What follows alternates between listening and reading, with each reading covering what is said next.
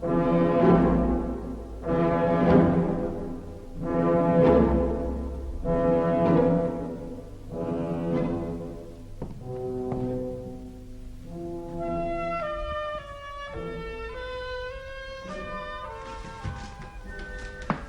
allons donc suivre Jeanne aujourd'hui dans sa dernière trajectoire. On ne connaît pas la date exacte de son départ. On ne sait pas quand elle est partie à la tête de ses Piémontais avec son capitaine Berretta qu'elle payait. On sait qu'elle était donc seule. C'est elle qui a la responsabilité de la troupe. Personne n'est envoyé par le roi pour la commander ou pour la guider ou pour la surveiller. L'itinéraire, on le connaît très mal. On sait simplement qu'elle a été à Melun d'abord, à Lagny ensuite, et enfin à Soissons. Qu'est-ce qu'on sait là-dessus de plus précis ? Eh bien, elle va dire que j'étais à Melun pendant la semaine de Pâques. Ah, voilà un repère, puisque cette année-là, 1430, Pâques était le 22 avril. Donc, elle était devant Melun entre le 17 et le 22 avril. Et là, il va se passer quelque chose d'assez important pour elle, assez dramatique. Elle dira au procès, quand j'étais devant les fossés de Melun, mes voix m'ont dit que je serais prise avant la Saint-Jean d'été. Qu'est-ce que c'est la Saint-Jean d'été ? C'est le 24 juin. Par conséquent, au milieu d'avril, elle apprend, par ces communications qu'elle a, elle apprend, Jeanne, c'est à peu près fini, tu n'as plus de temps devant toi, du 22 avril au 24 juin, ça fait pas long, par conséquent, elle a quoi ? Elle a 2 mois devant elle, et même moins, puisque tu seras prise avant le 22. Elle a su ça à Melun, et quand elle racontera la chose au procès, Cochon perfidement lui dira, dites-moi Jeanne, si vous aviez su que vous alliez être prise ce jour-là, le 23 mai, car c'est le 23 mai qu'elle sera prise, vous seriez sortie de Compiègne, vous seriez partie à l'assaut ? Alors elle va hésiter un moment. Et puis elle va répondre, comme elle répond toujours, vous savez, avec une grande simplicité, et dire « Oui, je crois bien que je serais sorti ce jour-là quand même. » Bon, elle n'est pas encore prise, elle va aller, en sortant de Melun, elle va aller à Lagny. Et 2 incidents vont se passer à Lagny. Il y en a un qu'on lui reprochera terriblement, et l'autre encore plus. Le premier incident, c'est l'histoire de l'enfant qu'elle aurait ressuscité. Pendant son procès, nous le verrons ensemble, on veut tout le temps lui faire dire qu'elle est une sorcière, ou qu'elle se croit des pouvoirs magiques. Et on lui dit, il paraît qu'à Lagny, vous vous êtes vanté d'avoir ressuscité un enfant. Alors elle expliquera tout, mais non, voyons. Elle dit, quand je suis arrivé à Lagny, on m'a parlé d'un petit enfant qui venait de naître et qui était tout noir. Je veux dire qu'il respirait très mal, il était pour ainsi dire asphyxié. Et le curé ne voulait pas donner le baptême à un enfant qui n'avait pour ainsi dire pas sa connaissance, dont on se demandait s'il était mort ou pas mort. Quand on mettait la main sur la poitrine de ce petit, on sentait le cœur battre, mais on n'entendait même pas respirer, on ne voyait pas de respiration. Alors le curé disait, mais il est peut-être mort, enfin je peux pas. Alors, comme les gens attachaient à ce moment-là l'importance que vous savez au baptême, un groupe de femmes s'était mis à genoux devant l'église de Lagny, avec la maman qui portait le petit nouveau-né tout noir là entre ses bras, suppliant le ciel, ou suppliant le curé de bien vouloir baptiser l'enfant. Et Jeanne dit, on m'a demandé de me mêler à ce groupe. Moi, j'ai pris aucune initiative, j'ai rien fait. Je me suis agenouillé avec les femmes, parmi les femmes, comme une autre femme, et j'ai supplié le ciel que l'enfant puisse respirer. Et à un moment, il a fait un bruit, comme une espèce d'éternuement, je crois, un petit éternuement de petit enfant, quoi. Alors à ce moment-là, le curé s'est dit, bon, il respire, il lui a vite donné son baptême, et l'enfant est mort quelques instants plus tard. C'est tout. On en a fait un monde, on a monté ça en tête d'épingle, on a dit, voyez ce que j'en avais fait. La pauvre Jeanne, elle s'était mise en prière avec les autres femmes. C'est pas très important, mais ce qui est bien plus important, c'est ce qu'elle va faire au sujet de se nommer Franquet d'Arras. On lui reprochera très durement au procès, et je peux comprendre, en effet. Voilà ce qui se passe. Il y avait un garçon qui s'appelait Franquet d'Arras, qui était, si vous voulez, comme un Périnet-Gressart local. Périnet-Gressart, vous vous rappelez, c'était le bonhomme, enfin le pirate, le truand, qui habitait la Charité-sur-Loire, qu'elle avait essayé en vain, du reste, de chasser. Et puis, là, autour de Lagny, il y a un type qui s'appelle Franquet d'Arras, qui doit avoir lui aussi une bande d'affreux autour de lui, mais enfin au petit pied, pas comme le Périnet. Périnet, il avait 2 citadelles, il avait Saint-Pierre-le-Moutier, il avait la Charité-sur-Loire. Le Franquet d'Arras, c'est simplement un type qui fait des razzias, enfin un bandit qui est par là. Les hommes de Jeanne l'ont pris, ce type. Or, comme il a déjà un casier judiciaire, si je puis dire, comme la municipalité et la juridiction de Senlis le réclament, parce qu'il a fait des vols, des pillages, des assassinats, Jeanne le garde, c'est son otage, enfin elle le tient, et il a une idée derrière la tête que je trouve très intéressante, et il me semble que les historiens n'en ont pas assez parlé. Elle disait, c'est pas une rançon que je voulais, mais je voulais l'échanger contre un ami que j'avais à Paris, qui était le tenancier de l'hôtel de l'Ours. Oui, il ne suffit pas de signaler ça comme ça, mais c'est que c'est extrêmement intéressant. Ça veut dire que Jeanne a des accointances avec Paris. Et comme on sait que le 8 avril, là nous y sommes dans ce mois d'avril, comme on sait que le 8 avril, il y a eu 7 exécutions capitales à Paris que les Anglo-Bourguignons ont effectuées, ça prouve qu'il y avait eu un commencement de soulèvement, lui-même un projet, un complot, quoi, de Parisiens qui voulait essayer de chasser les Bourguignons et les Anglais, enfin provoquer un soulèvement dans la capitale. Et Jeanne était mêlée à ça, puisqu'il savait qu'il y avait déjà l'hôtelier de l'hôtel de Lourdes qui était parmi les complices. Et je me demande ce que l'on n'a jamais proposé, je le propose moi-même timidement comme hypothèse, je me demande si Jeanne, lorsqu'elle a décidé son départ, et lorsqu'elle a dit « je vais simplement voir à Compiègne ce qui se passe », je me demande si elle n'espérait pas ce soulèvement de Paris, où elle aurait fait ce coup fumant de prendre la capitale à l'aide d'un complot qui se serait produit à ce moment-là. Le complot a été raté, il paraît que c'est un moine, un carme, qui a lâché les camarades, qui a mangé le morceau, qui a révélé aux Anglo-Bourguignons la tentative de complot. On en a tué 8 d'un seul coup. Mais le type de l'hôtel de Lourdes, le tenancier de l'hôtel de Lourdes, qui était lui aussi du complot, on ne l'avait pas d'abord tué. Et quand Jeanne est à Laï, et qu'elle a son otage, Franquet d'Arras, qu'elle veut échanger contre l'homme de Paris qui avait préparé le complot, on lui dit, les Anglo-Bourguignons l'ont tué, votre type de l'hôtel de Lourdes. Ah, ils l'ont tué. Eh bien, le Franquet, je vais le faire tuer aussi. Elle le remet aux autorités, qui lui coupent la tête. Qu'il passe donc à la casserole, puisqu'on m'a enlevé mon bonhomme. C'était contre les usages. Quand quelqu'un a fait prisonnier quelqu'un d'autre, et qu'il le tient, comme on dit, à rançon, il ne le remet pas à quelque autorité que ce soit, il ne le fait pas tuer. Or, Jeanne l'a fait tuer. Déjà, on lui a reproché la fameuse histoire de la putain qu'elle aurait poursuivie à coups d'épée. Elle l'a menacée, c'est vrai, mais elle ne l'avait pas frappée. Il y a tout de même maintenant chez elle, on le voit bien, parce qu'elle n'est plus dans son état normal, parce qu'elle est très malheureuse, une tension, une nervosité, une violence extrême. Et vous allez voir ce qu'elle va faire encore maintenant. En sortant de Lagny, il se dirige vers Compiègne. Bon, il n'y a pas encore de danger militaire sur Compiègne. Et là, elle trouve qui? Regnault de Chartres. Rappelez-vous, Regnault de Chartres, c'est un de ses ennemis personnels, c'est le chancelier. Regnault de Chartres et la Trémoille sont les deux personnages suspects qui ont toujours guetté Jeanne. Qu'est-ce qu'il fait, Regnault, à Compiègne? C'est bien inquiétant. Étant donné que vous vous rappelez, dans la 13 du 28 août, le roi avait dit Compiègne repassera à Philippe le Bon. Les gens de Compiègne avaient dit on ne veut pas repasser. Alors il y a Regnault de Chartres qui est là, peut-être, pour persuader les gens de Compiègne d'accepter la domination de Philippe le Bon. J'en sais rien. Toujours est-il que Jeanne le retrouve là. Et ils vont ensemble, Jeanne et Regnault de Chartres, à Soissons. Soissons, il y a un gouverneur, pour le comte de Charles VII, qui s'appelle Bournel. Ce gouverneur Bournel reçoit poliment, enfin convenablement, Jeanne et Regnault de Chartres. Jeanne se félicite en disant voilà au moins quelqu'un qui nous est fidèle.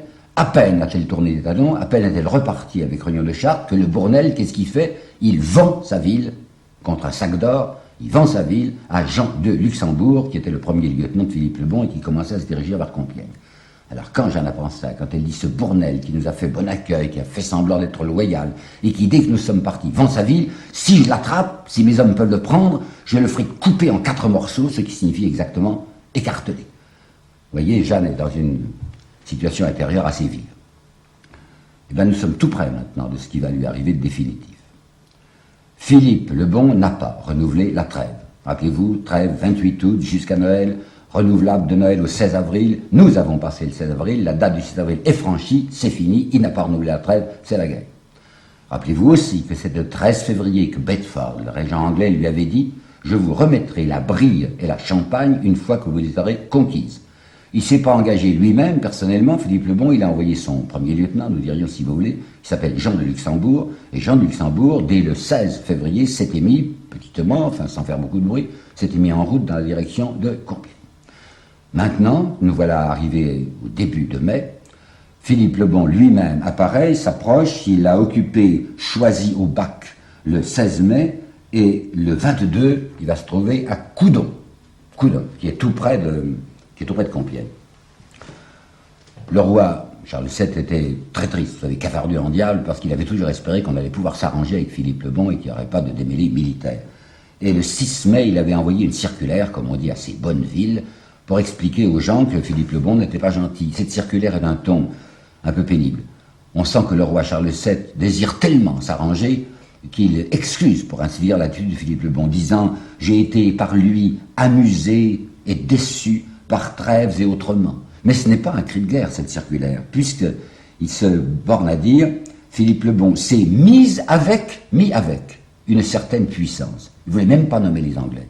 Comme s'il voulait l'épargner et ne pas dire publiquement « Philippe le Bon a trahi la cause française et la cause royale et s'est allié avec l'Angleterre ». Les Anglais sont des envahisseurs, c'est un mot à ne pas prononcer, alors c'est mis avec Philippe le Bon. Ce qu'il voudrait, le roi, on le sent, enfin, il tend désespérément la main à Philippe le Bon, mais arrangeons-nous ensemble. Philippe le Bon n'entend pas cette fois de cette oreille, et le voilà qui est décidé à prendre Compiègne. Le 22 mai 1430, Jeanne se trouvait à Crépy en Valois. Qu'est-ce qu'il y faisait? On ne sait pas au juste.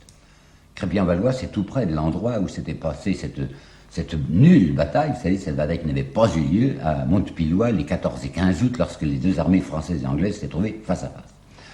Ce jour-là, ce 22 mai, elle apprend que Philippe de Bourgogne, Philippe le Bon, est à Coudun. Coudun, c'était tout près de Compiègne. Alors, il se dit, ça y est, il va attaquer Compiègne. Donc, rentrez vite. C'est dans la nuit, c'est avant l'aube, semble-t-il, qu'elle arrive à traverser les lignes pour rentrer dans Compiègne. Quand je dis les lignes, vous savez, il faut comprendre que c'était pas un front continu comme dans les guerres modernes, c'était un pays infesté d'ennemis. Bon, et bien, elle se glisse entre les ennemis, et elle arrive à rentrer dans Compiègne sans être inquiétée. Elle y est le 23 mai 1430 au matin. Et bien, c'est ce jour-là où elle va être prise. Dans quelles conditions? Ben, vous savez, aujourd'hui encore, la question reste ouverte de savoir si on a voulu la faire prendre. Qui était le gouverneur? C'était Guillaume de Flavie. Guillaume de Flavie, pardonnez-moi. Et ce Guillaume de Flavie, c'est quelqu'un qui est extrêmement lié avec Regnault de Chartres. Et on le sait déjà depuis le début, que Regnault de Chartres est quelqu'un qui ne supportait pas Jeanne. D'autre part, on sait aussi que quand il va voir Jeanne revenir, s'avancer pour rentrer dans Compiègne, il va faire lever le pont-levis, ce qui fait qu'elle va être prise. Comment ça se passe? Eh bien, elle était là depuis le matin, puis elle apprend qu'il y a des escarmouches. On employait le verbe, à ce moment-là, on était en train d'escarmoucher, c'est-à-dire il y avait des troupes sortant de Compiègne qui se battaient avec les Anglo-Bourguignons qui étaient là. Au début de l'après-midi. Dès qu'on se bat, il veut y être, Jeanne. Alors le voilà qui part, avec un petit groupe. Il y a Dolon, son écuyer, il y a son frère, et puis probablement c'est un groupe de ses piémontais, en fait, ses affreux à elle. Elle s'avance, vraisemblablement trop loin. Elle s'avance jusqu'à 800 mètres ou 1 kilomètre même à l'intérieur de ce qu'on peut appeler grosso modo les lignes anglo-bourguignonnes. Quand les anglo-bourguignons voient qu'elle est assez séparée de Compiègne, il faut un mouvement très habile, un mouvement tournant si vous voulez, ou plutôt un mouvement pour la couper, le long de la rive de l'Oise, il s'avance de telle manière qu'il forme barrage entre le petit groupe de Jeanne et le pont-levis. Quand les soldats qui sont avec Jeanne s'aperçoivent qu'ils sont coupés, que leur traite est coupée, ils sont saisis de panique. Ils crient, sauf qu'il peut, qu'on rentre à Compiègne. Et à ce moment-là, d'après le témoignage non pas d'un témoin direct, mais de Perceval de Cagny, qui est un ami de Jeanne, puisque c'est un garçon qui travaillait chez d'Alençon, et leur est dit. Elle aurait dit à ses soldats, ça c'est à la déposition de 1456, vous savez, c'est toujours un peu arranger les phrases, et leur est dit, taisez-vous, il ne tiendra qu'à vous qu'il soit déconfit, ne pensez qu'à frapper sur eux. Ça c'est des phrases arrangées, c'est des phrases littéraires. Qu'est-ce qu'elle a dit réellement? Elle voit ses soldats autour d'elle qui fichent le camp, qui se précipitent en criant, sauf qu'il peut, rentrons dans Compiègne. Alors elle, hors d'elle-même, elle crie, enfin, lâche, il n'y a qu'à cogner, enfin, on passera en avant. Et en effet, elle se précipite dans la direction de Compiègne. Mais à ce moment-là, les Anglo-Bourguignons envoient encore de nouveaux hommes, puisqu'on voit qu'elle est avec un tout petit parti, une dizaine de types par exemple, et ils l'entourent. Et un Bourguignon, c'est pas un Anglais, mais un Bourguignon l'attrape par sa huque. Attention, ça c'est toute une histoire, la huque de Jeanne. Elle avait sa carapace de fer, quoi, elle avait son armure.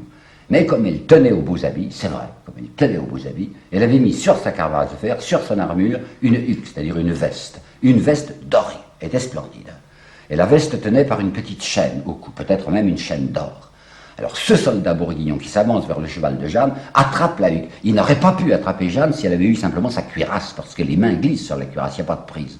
Tandis que l'attrapant par sa veste, tirant, il étrangle Jeanne, puisque ça tient, cette veste, ça tient, comme je vous le dis, par une petite chaînette. Alors elle est étranglée, elle est renversée en arrière, et elle tombe, comme dit le chroniqueur, toute plate à terre.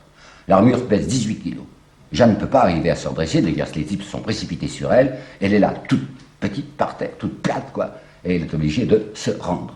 Et on capture en même temps son intendant, Dolon, qui était à côté d'elle, et Pierre, son frère Pierre. Oui, mais si elle avait galopé assez vite, si on avait laissé la porte ouverte, elle aurait peut-être pu échapper à ses poursuivants. Le Bourguignon ne l'aurait pas attrapée par sa huque. Mais quand elle est arrivée à la hauteur de la porte, le pont-levis s'est relevé et la porte s'est fermée. C'est Guillaume de Flavie qui en avait donné l'ordre. Alors la question est de savoir s'il a donné l'ordre exprès en se disant on va la faire prendre. Perceval, dont je viens de vous parler, Perceval de Cagny, qui est un homme de d'Alençon, c'est-à-dire du côté de Jeanne, n'accusera pas le gouverneur.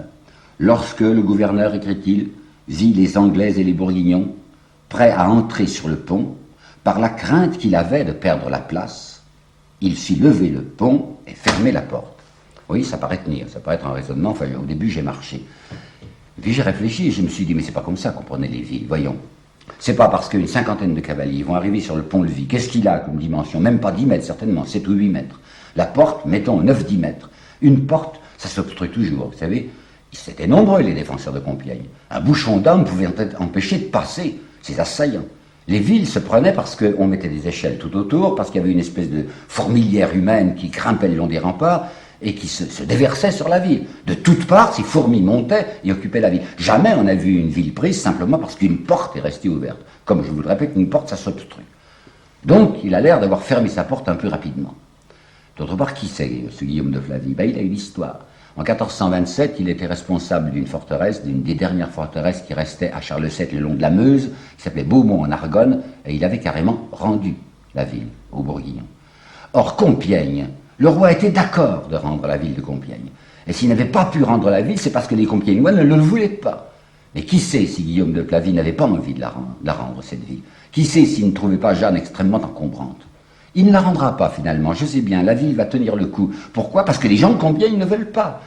Parce que le gouverneur lui-même n'a pas pouvoir sur des gens qui les triperaient, qui le tueraient si on le voyait rendre la ville. Toujours est-il qu'il y a surtout derrière lui le fameux Regnault de Chartres, et que Regnault de Chartres va se manifester d'une curieuse façon dès que Jeanne sera prise. En effet, nous possédons une lettre qu'il a envoyée à ses diocésains, parce qu'il est archevêque de Reims, et dans laquelle il va raconter ceci. Il va leur dire: Jeanne était une fanfaronne, une indisciplinée.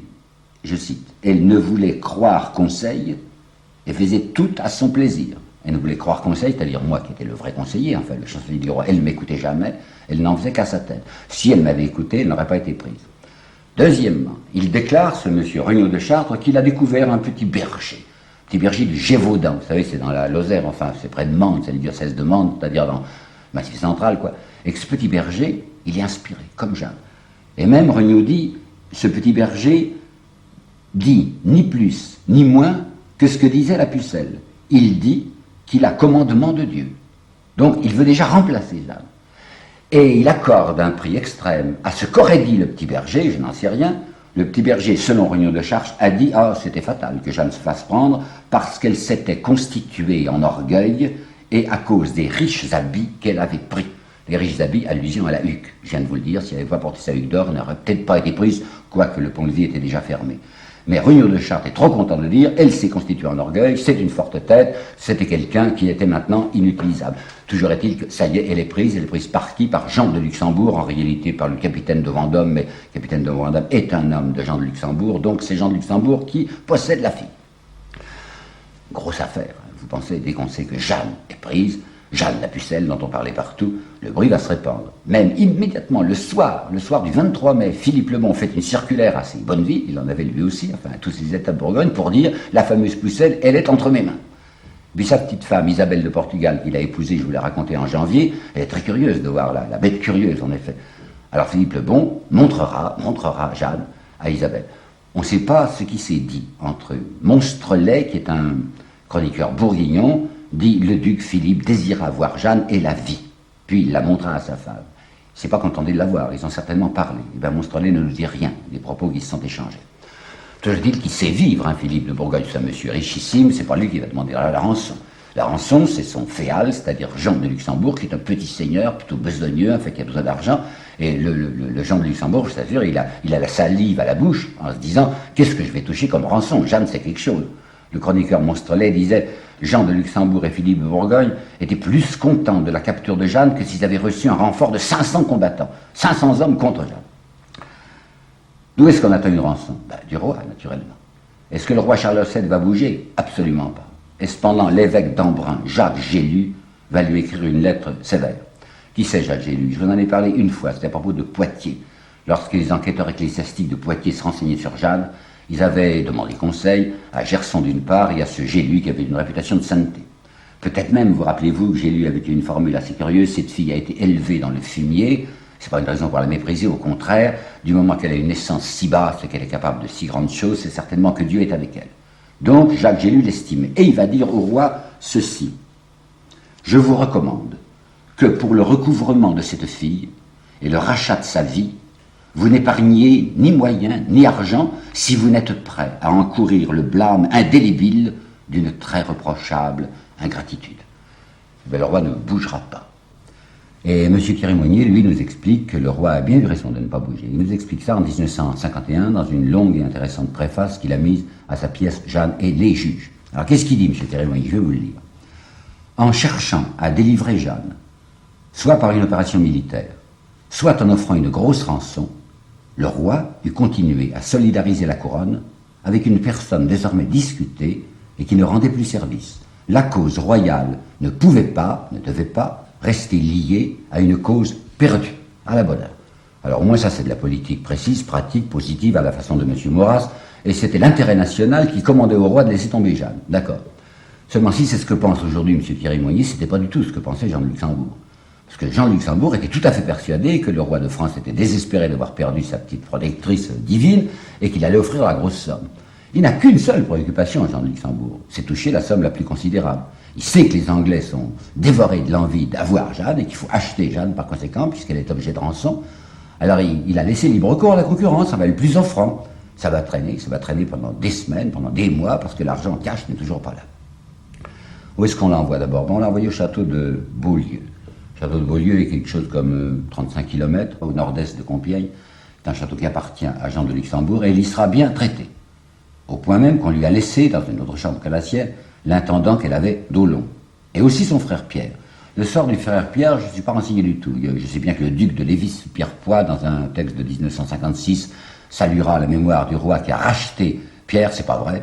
Le roi a si peu racheté Pierre que c'est le pauvre Pierre qui sera obligé de se ruiner pour payer sa rançon. Elle est pas mal, oui, là, mais enfin elle est prisonnière. Et elle veut se sauver. La grande préoccupation de Jeanne, c'est d'essayer de repartir au combat. Elle a du reste gardé toujours son petit habit masculin, elle a maintenant ses houseaux, elle n'a plus en armure naturellement, et elle va un jour tenter une opération que voici. Elle était dans sa cellule et on lui apportait son repas à telle heure. Dans sa cellule, il y avait 2 gardiens. Je pense que les gardiens étaient entrés en même temps que le repas, enfin je ne suppose pas que comme dans la prison de Rouen, il y aura des gens perpétuellement avec elle. Toujours est-il que la porte s'ouvre, Jeanne se précipite, elle fait un bond de léopard, elle bouscule le type qui lui apportait le plateau de nourriture, elle donne un tour de clé, elle a enfermé ses gardiens eux-mêmes, et elle court dans le corridor. Dans le corridor, il y avait des planches qui étaient là, parce qu'on était en train de faire je ne sais quelle réparation au château. Alors l'idée lui vient d'attraper 2 planches, et elle est en homme, hein. Alors elle prend une planche sur chaque épaule, donc elle a la figure entre les 2 planches, elle dégringole l'escalier avec ses planches en se disant, si je rencontre quelqu'un, on croira que c'est un maçon, un ouvrier, enfin un menuisier qui est là, qui travaille, puisqu'il y a des travaux. Mais elle a rencontré le concierge. Et le concierge qui arrivait de face a vu sa figure entre les 2 planches. Puis vous imaginez le bruit que devaient faire les types qui étaient enfermés dans la pièce où elle les avait bouclés, un ramdam du tonnerre.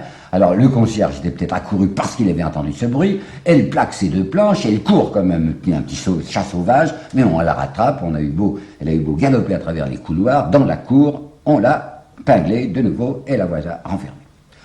Le Jean de Luxembourg s'est dit, oh, mais c'est que je la surveille pas assez bien. Château de Beaulieu, c'est pas suffisant, il va l'envoyer à Beaurevoir.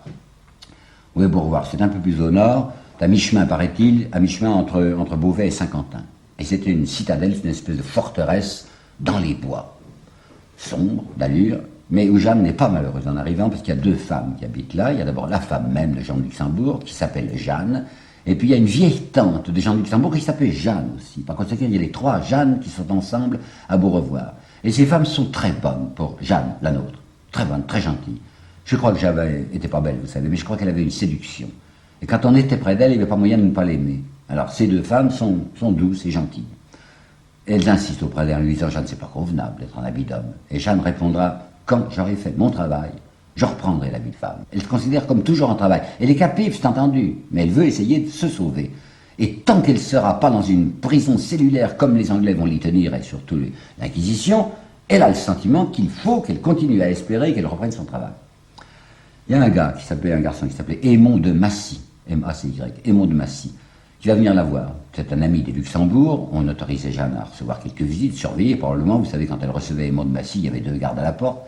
Il avait 22 ou 23 ans, paraît-il, Jeanne, qu'est-ce qu'elle a? Elle a 18 ans à ce moment-là. Et Aymon de Massy la trouve très charmante, il est bien élevé, mais enfin c'est un garçon devant une fille qui a perdu de son prestige, qui n'est plus la petite sainte d'autrefois. Alors il essaye d'aller un peu trop loin, il lui tape sur les mains, enfin bat les pattes, elle rit un peu, c'est un garçon bien élevé, il n'insiste pas. Enfin, elle est contente, elle s'amuse avec Aymon de Massy, gentiment. Il y a une très curieuse lettre d'elle aux gens de Tournai. C'est la 3e fois, je crois, que je vous parle de Tournai. Tournai, Vaucouleurs, le Mont-Saint-Michel, c'était les 3 postes que conservait Charles VII au nord de la Loire. Elle avait écrit une lettre matamore, comme je vous ai dit aux gens de Tournai, en racontant « J'ai enlevé à moi tout seul toutes les villes anglaises de la campagne de Loire ». Cette fois, elle leur écrit une lettre très triste, très plaintive, où elle demande, pour ses nécessités, vous entendez, hein, pour ses nécessités quelques pièces d'or. Qu'est-ce que c'est de mendicité de la part de Jeanne? Puis elle n'a pas de nécessité. Les dames du château sont très gentilles avec elle. Alors moi je crois qu'elle voudrait se faire envoyer en douce quelques pièces d'or par les gens de Tournai. Pourquoi? Pour acheter ses gardiens. Parce que sa grande préoccupation, c'est de s'enfuir. La rançon du roi ne vient pas. Elle sait que les Anglais la veulent. Et elle a horriblement peur des Anglais. Et il y a même un personnage qui va terriblement concer dans son destin, qui est apparu devant elle à Beaurevoir, et qui s'appelle l'évêque Cochon. C'est l'évêque de Beauvais. Il ne vient pas là en qualité d'évêque. Il appartient au Conseil royal d'Angleterre pour la France. Il est arrivé à se hisser dans les plus hautes sphères anglaises d'occupation. Et il vient voir comment il pourrait faire pour obtenir qu'enfin Jean de Luxembourg livrât cette prisonnière. Jeanne l'a su, peut-être que les dames ont parlé, peut-être que Cochon lui-même a voulu voir Jeanne, et elle est terrifiée. Alors elle va dire carrément au procès ceci: j'aimais mieux mourir, vous entendez, j'aimais mieux mourir que de tomber entre les mains des Anglais. Alors elle va sauter. C'est ce que l'on appelle dans les livres le saut de Beaurevoir. Et dans mon deuxième exposé, je crois vous avoir dit que ça, le saut de Beaurevoir, ça fait partie des mensonges en circulation. Comme il n'est pas convenable de dire qu'une personne qui est aujourd'hui canonisée a fait une tentative de suicide, alors on a dit mais non pas du tout, elle avait jeté une corde par une fenêtre, elle est descendue le long de sa corde, la corde s'est cassée évidemment et elle est tombée. Non, non pas du tout. Elle le dira carrément à Rouen, c'est vrai, j'ai sauté. La hauteur de la tour, on ne la connaît pas. Ce qui est extraordinaire, c'est que sautant d'une tour moyennement haute ou très haute, elle ne soit pas tuée. Eh bien, elle ne s'est pas tuée. Elle dira simplement j'ai été 3 jours sans pouvoir manger et même sans pouvoir parler, mais elle n'explique pas sur quoi elle est tombée. Et moi, mon idée, un peu, c'est qu'elle serait tombée dans une douve. Et vous savez que les douves avaient de l'eau. Alors elle s'est peut-être dit, en me jetant même de telle ou telle hauteur, j'arriverai à ne pas me suicider complètement. Et elle dira, vous savez, c'était pas tout à fait un suicide parce que je me disais, les anges me porteront. Je m'échappe pourquoi? Je m'échappe pour porter secours aux Français. On vient de me dire que si les Anglais ou Bourguignons prennent Compiègne, ils vont tout nettoyer, ils vont tout tuer, jusqu'aux enfants de 7 ans. Alors je voulais leur porter secours. Je saute, c'est entendu, je risque ma vie.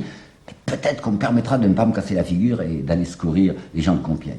Toujours est-il qu'il faut reconnaître, parce que c'est la vérité, quoi, que Jeanne a dit « j'aimais mieux mourir que de tomber entre les mains des Anglais » et qu'elle a préféré un danger de mort plutôt qu'un pareil péril. Nous sommes en présence maintenant d'une pauvre petite bête traquée et éperdue.